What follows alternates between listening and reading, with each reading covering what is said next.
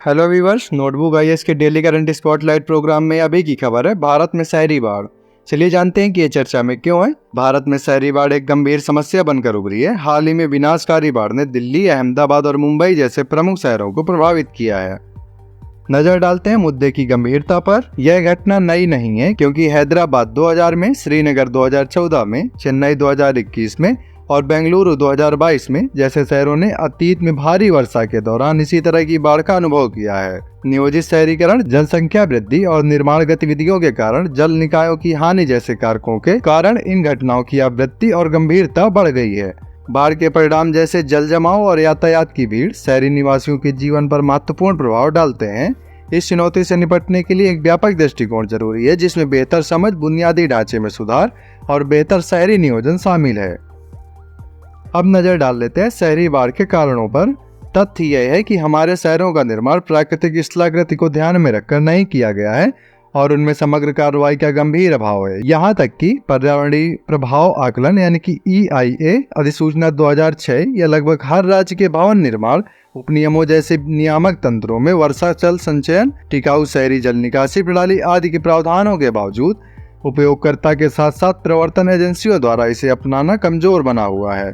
सार्वजनिक निकायों का ध्यान मुख्य रूप से मानसून से पहले बरसाती नालों से गाद निकालने और अत्यधिक बोझ वाले बुनियादी ढांचे के विस्तार पर है, लेकिन धीमी गति से।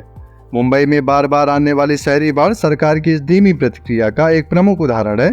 प्रमुख कारक शहर की पुरानी जल निकासी प्रणाली है, जो भारी मात्रा में गाद युक्त और क्षतिग्रस्त है।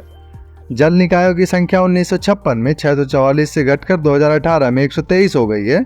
हरित आवरण केवल 9% है, जो आदर्श रूप से कम 33% होना चाहिए था। देर आए दुरुस्त आए सौभाग्य से शहर ने हस्तक्षेप के क्षेत्रों की पहचान कर ली है और गुरुजल परियोजना के हिस्से के रूप एक जिला कार्य योजना का मसौदा तैयार कर रहा है। यह परियोजना बाढ़ की घटनाओं के प्रति गुरुग्राम जिले के उच्च संवेदनशीलता के मद्देनजर आती है। गुरुग्राम नगर निगम MCG ने 38 संवेदनशील क्षेत्रों की पहचान की है, जहाँ शहरी बाढ़ का सबसे अधिक खतरा है। जिला प्रशासन जल प्रबंधन में सुधार के लिए कड़े भवन उपनियम, प्रवर्तन और अभियान सहित कई उपायों पर जोर दे रहा है। अब नजर डालते हैं शहरी बाढ़ की चुनौतियों पर। शहरी जल निकायों और भूमि उपयोग पैटर्न से जुड़े जलग्रहण क्षेत्रों और बाढ़ के जोखिमों को समझना आवश्यक है। यह डेटा संचालित दृष्टिकोण जल निकायों को पुनर्जीवित करने और बाढ़ को अधिक प्रभावी ढंग से प्रबंधित करने के लिए लघु, मध्यम और दीर्घकालिक उपायों को विकसित करने में सहायता कर सकता है। सहभागी झील और नदी प्रबंधन योजनाओं के माध्यम से जल निकायों के रखरखाव में स्थानीय नागरिकों को शामिल करना उनकी स्थिरता सुनिश्चित करने के लिए महत्वपूर्ण है। भौगोलिक सूचना प्रणाली यानी कि GIS के उपयोग पर जोर देने के अतिक्रमण को ट्रैक करने और उनकी मौसमी स्थिति को समझने में मदद मिल सकती है, जिससे बेहतर बाढ़ जोखिम प्रबंधन में योगदान मिल सकता है। अब नजर डालते हैं चुनौतियों के निपटने हेतु उपायों पर। पहला है मजबूत प्रारंभिक चेतावनी प्रणालियों में निवेश। बदलते मौसम की मिजाज को देखते हुए स्थानीय मौसम परिवर्तनों पर वास्तविक समय पर अपडेट प्रदान करने के लिए डॉपलर रडार सहित उन्नत प्रारंभिक चेतावनी प्रणालियों में निवेश आवश्यक है। क्षेत्रीय बाढ़ नियंत्रण प्रयासों के साथ स्थानीय वर्षा डेटा को एकीकृत करने के समय पर प्रतिक्रिया और जोखिम मूल्यांकन में सहायता मिल सकती है। इसके अतिरिक्त बाढ़ हॉट स्पॉट और बाढ़ जोखिम क्षेत्रों के लिए सिमुलेशन, शहरी नियोजन और बीमा उत्पाद विकास की सहायता ली जा सकती है, जिससे समुदायों को संभावित बाढ़ की घटनाओं के लिए तैयार करने में मदद मिल सकती है। दूसरा है जल निकासी और तूफानी जल नेटवर्क का पुनरुद्धार। अधिकांश भारतीय शहरों में अच्छी तरह से काम करने वाले सीवरेज नेटवर्क की कमी जल निकासी और तूफानी जल नेटवर्क के पुनरुद्धार और विस्तार की आवश्यकता पर प्रकाश डालती है। व्यापक जल निकासी मास्टर प्लान विकसित करना और मसौदा पाइपलाइनों का सर्वेक्षण करना कुशल जल प्रबंधन की दिशा में किए जाने वाले एक आवश्यक प्रयास हैं। जल निकासी नेटवर्क से तूफानी जल नेटवर्क को अलग करने पर जोर देने से जल जमाव को काफी हद तक कम किया जा सकता है और बाढ़ के जोखिम को कम किया जा सकता है।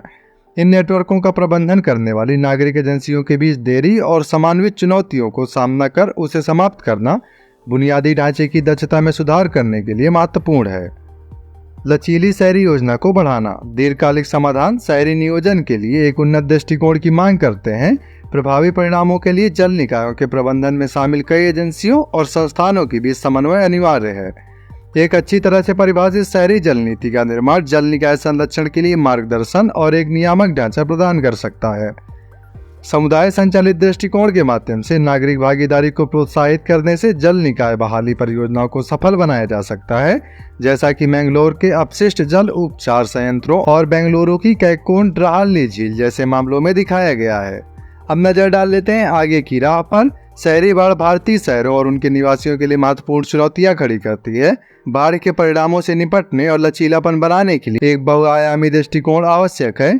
व्यापक अध्ययनों के माध्यम से बाढ़ के जोखिमों को समझना, उन्नत प्रारंभिक चेतावनी प्रणालियों में निवेश करना, जल निकासी नेटवर्क को पुनर्जीवित करना, शहरी नियोजन में सुधार करना और नागरिक भागीदारी को बढ़ावा देना शहरी बाढ़ के प्रभाव को कम करने की दिशा में किए जाने वाले महत्वपूर्ण प्रयास हैं। वर्षा जल संचयन को लागू करना, हरित स्थानों और शहरी हरित बुनियादी ढांचे को बढ़ावा देना, बाढ़ प्रतिरोधी बुनियादी ढांचे का निर्माण करना और समुदायों को शामिल करना एक व्यापक बाढ़ प्रबंधन रणनीति के सभी आवश्यक घटक हैं। जैसे जैसे शहर आगे बढ़ रहे हैं, स्थायी जल प्रबंधन और लचीलापन निर्माण उपायों को प्राथमिकता देने से जलवायु परिवर्तन से निपटने और सभी के लिए एक सुरक्षित और अधिक समृद्ध शहरी परिदृश्य बनाने का मार्ग प्रशस्त होगा। इन उपायों को लागू करके और सफल पहलों से सीखकर भारत एक ऐसे भविष्य की ओर बढ़ सकता है जहां शहरी बाढ़ को कम किया जाएगा और इसके परिणामों को प्रभावी ढंग से प्रबंधित किया जाएगा।